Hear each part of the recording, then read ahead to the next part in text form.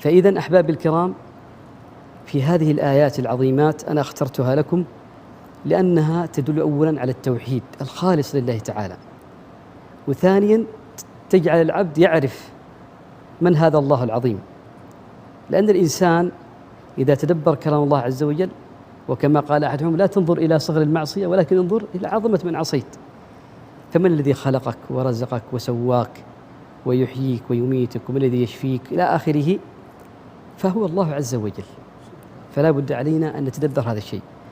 ذكر القرطبي في كتابه قمع الحرص أن ابن الجوزي قال، أو الحسن البصري قال: قرأت القرآن وتدبرته فوجدت في 90 موضعاً يتكلم عن الرزق وعن بركة الرزق، في 90 موضعاً، ووجدت موضعاً واحداً يتكلم عن الفقر: الشيطان يعدكم الفقر.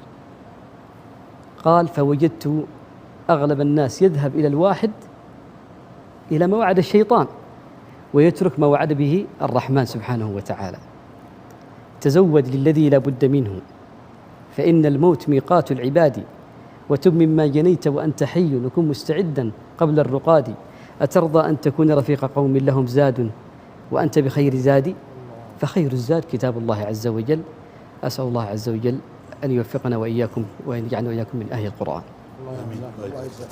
القراءة اللي قرأتها بها وش يا أبو؟ قرأت